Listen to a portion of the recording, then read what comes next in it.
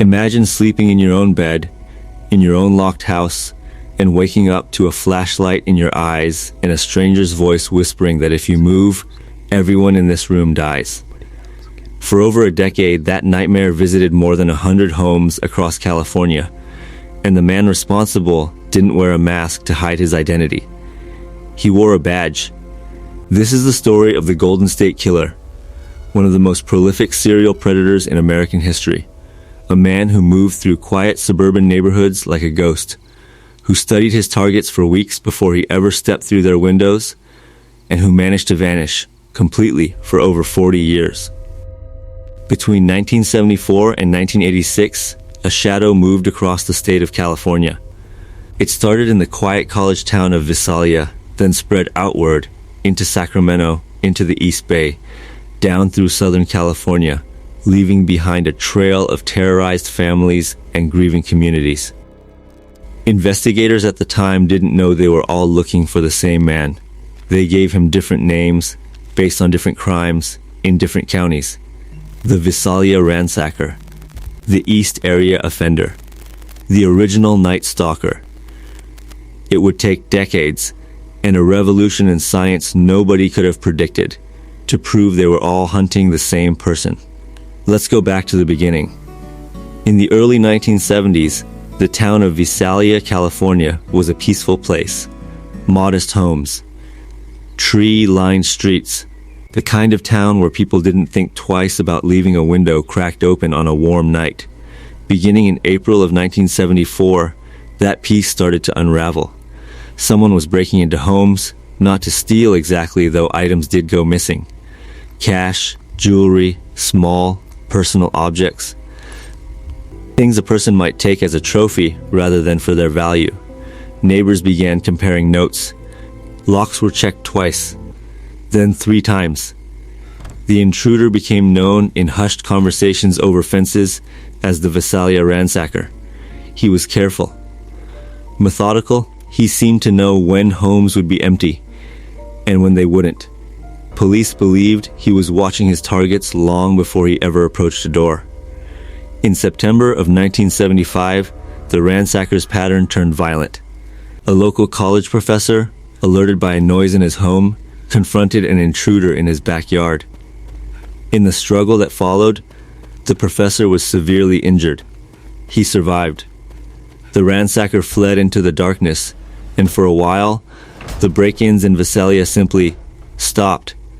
Investigators believed, for a long time, that the case had gone cold in the most literal sense, that whoever committed those crimes had moved on, or been caught for something else entirely, or simply stopped. They were wrong. Roughly a year later, and nearly 250 miles north, a new and far more disturbing pattern began to emerge in the suburbs of Sacramento County. It started in June of 1976. A young woman, home alone, woke to find a man standing over her bed in the dark. He wore a mask, he carried a weapon, and he spoke in a controlled, quiet voice that survivors would later describe as almost businesslike, a voice that made the horror somehow worse because there was no rage in it, only calculation. Over the following months, the attacks continued, always at night, always in homes that back onto open space, or greenbelts, or dark alleyways that offered an easy escape route. He would often case a neighborhood for weeks in advance, sometimes making unsettling phone calls to his intended targets beforehand, listening to their voices, learning their routines. He targeted women who were home alone and, with increasing frequency, couples. When a partner was present, the attacker would separate them. He'd bind the male victim, often placing stacked dishes on his back, and warn him that if he heard those dishes fall, he would harm everyone in the house. It was a chillingly effective form of psychological control. It kept his victims frozen in place, straining to hear the smallest sound for what could stretch into hours. By the end of 1977, Sacramento was gripped by fear in a way the city had never experienced. Women bought guard dogs, security measures spiked, neighborhood watch groups patrolled streets that had once felt perfectly safe, Newspapers gave the attacker the name that would define the case for the next 4 decades, the East Area Offender. And still, he was just getting started. By early 1978, the East Area Offender had struck more than 24 times across Sacramento County, and law enforcement was no closer to a name. What they did have was a growing, unsettling profile of the man they were hunting. He was athletic, fit enough to scale fences and cross rooftops without hesitation. He moved through backyards like he'd memorized them in advance. Because, in a way, he had. Detectives believed he spent weeks, sometimes months, surveilling a target before ever making a move. He'd note the layout of a house, the habits of the people inside, where the dog slept, which door stuck when you opened it. And there was something else. Something that troubled investigators more than his patience or his planning. He seemed to understand police procedure. He avoided leaving fingerprints with a consistency that suggested training. He used a flashlight to blind his victims so they couldn't get a clear look at his face. He wore gloves. He was, in the language detectives used at the time, forensically aware, in an era before that phrase was common. It led some investigators to a theory that would haunt the case for years, that the man they were hunting might be, or might have been, one of their own. A police officer, or someone with close ties to law enforcement. Then, in the fall of 1979, the attacks stopped as suddenly as they'd begun in Sacramento. But 400 miles south, in the affluent suburbs of Orange County, a new terror was just beginning, and this one would end in tragedy. Starting in December of 1979, a series of home invasions began striking Southern California, and almost immediately, they were more brutal than anything Sacramento had seen. The attacker's methods evolved. He began targeting couples specifically, and this time, he wasn't just terrorizing his victims, he was taking their lives. Investigators in Orange County, Ventura, and Santa Barbara counties began comparing notes on a string of offenses that seemed to share an eerie signature. Couples, bound, a tool of opportunity taken from inside the home, often, and a level of planning that echoed unmistakably the case up north. They called him the original Night Stalker, to distinguish him from a different individual who would later terrorize Los Angeles under a similar nickname. Between 1979 and 1986, at least 10 people lost their lives in what investigators believed was a single, connected series of attacks stretching from the Bay Area down through Orange County. For years, 3 separate task forces in 3 separate jurisdictions worked what they believed were 3 separate cases. The Visalia Ransacker, the East Area Offender, the original Night Stalker. Different names, different counties, different detectives, most of whom never spoke to one another. It wasn't until the 1990s and the maturation of DNA analysis that authorities confirmed what a handful of investigators had long suspected. The genetic evidence recovered from crime scenes across 4 decades and multiple counties matched. It was one man. A single perpetrator responsible for at least 13 homicides, more than 50 severe assaults, and well over 100 burglaries across the state of California. They finally had a unified case. What they still didn't have was a name. In 2001, the case was given a new title, one that would stick for the next 17 years. Investigators and later journalists began calling him the Golden State Killer, a single, chilling identity for a man who had spent decades as 3 different ghosts. By this point, the trail had gone cold in almost every conventional sense. The attacks had stopped in 1986. No new evidence had surfaced in years. Detectives who'd spent their entire careers on the case retired, some of them still carrying case files home at night, unable to let it go. Families of victims lived for decades without answers, without knowing if the man who shattered their lives was alive, dead, or sitting somewhere nearby, hidden in plain sight. What none of them could have predicted was that the answer wouldn't come from a confession, or a new witness, or a lucky break in the traditional sense at all. It would come from a family tree. By 2017, the case had a new lead investigator with a new idea. Paul Holes, a criminalist who had spent the better part of his career obsessed with the Golden State Killer case, had watched conventional DNA databases fail again and again to produce a match. The perpetrator's genetic profile simply wasn't in any criminal database. He'd never been arrested for a crime that required a DNA sample. Whoever he was, he had stayed clean for over 30 years. So Holes turned to something new, something no one had used to catch a serial offender before: consumer genetic genealogy. Millions of ordinary people, by that point, had sent their DNA to sites like Ancestry and 23andMe, curious about their heritage, hoping to find distant cousins or trace their family history. Holes, working with genetic genealogist Barbara Ray Venter, had an idea that was almost audacious in its simplicity. If they uploaded the perpetrator's crime scene DNA to a genealogy database, they might not find the individual himself, but they might find his relatives. They uploaded the profile to GeneMatch, an open-source genealogy site, and they got hits. Not a match to the individual directly, but matches to people who shared enough DNA with him to be distant cousins, third cousins, fourth cousins, people with no idea they were about to become the key to solving one of the largest serial crime investigations in American history. From there, the work became something closer to genealogical archaeology than traditional detective work. Ray Venter and her team began building out enormous family trees, branch by branch, generation by generation, working backward from these distant cousins to find where their family lines might intersect. It was painstaking.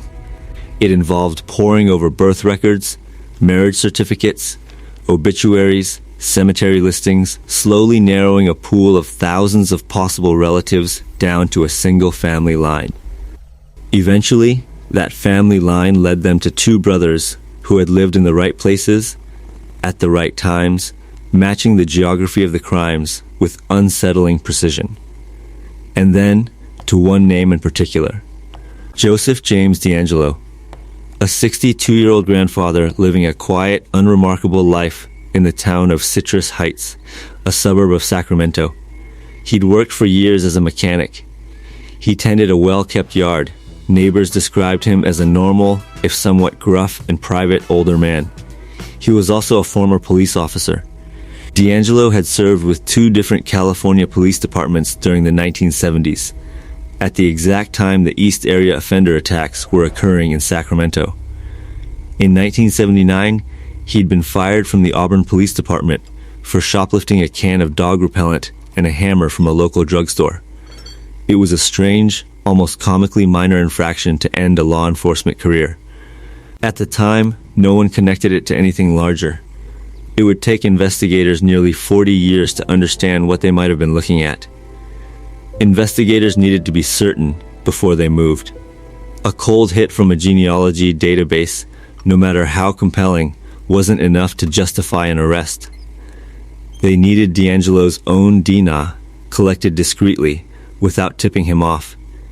So they waited. They watched.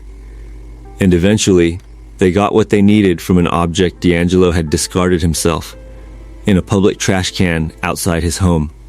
No warrant required for something a person has already thrown away.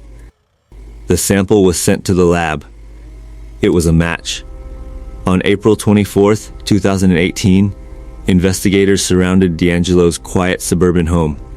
They found him in his own driveway. The man, suspected of terrorizing California for over a decade, the man 3 separate task forces had hunted under 3 separate names, was arrested without incident, a frail-looking retiree in his 60s, utterly unrecognizable as the masked figure who had once climbed through bedroom windows in the dark. The news broke like a shockwave across the state. Survivors who'd spent 40 years wondering if their attacker was still out there, families who'd buried loved ones without ever knowing a name, detectives who'd carried the case for their entire careers, they all learned within the same 24 hours that it was over. But an arrest wasn't a conviction. And for the survivors who had waited decades for this moment, the hardest part. Facing him in a courtroom and forcing him to answer for what he'd done was still ahead. The case against Joseph James DeAngelo was, in purely forensic terms, overwhelming. Dina tied him to crime scene after crime scene, across county after county, spanning more than a decade of attacks.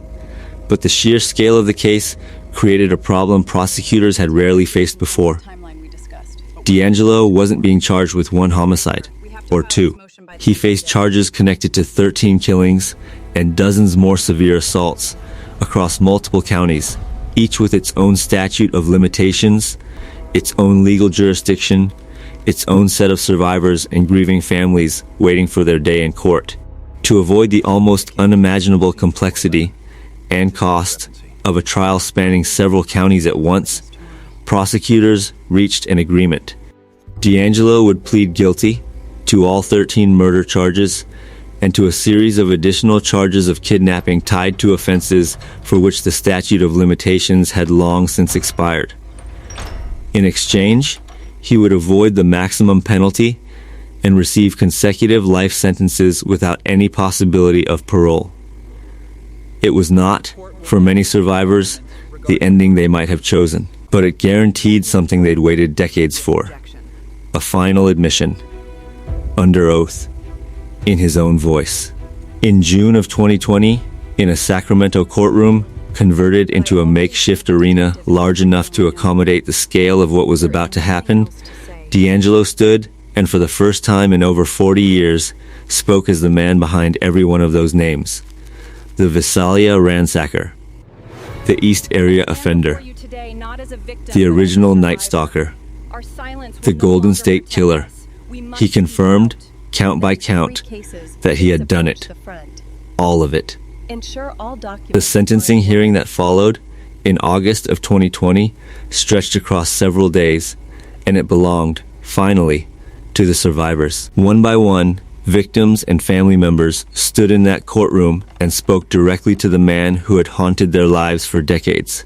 Some described, through tears, the years afterward spent checking locks, sleeping with lights on, flinching at the sound of a footstep outside a window, the weight of a fear that had followed them for over 4 decades.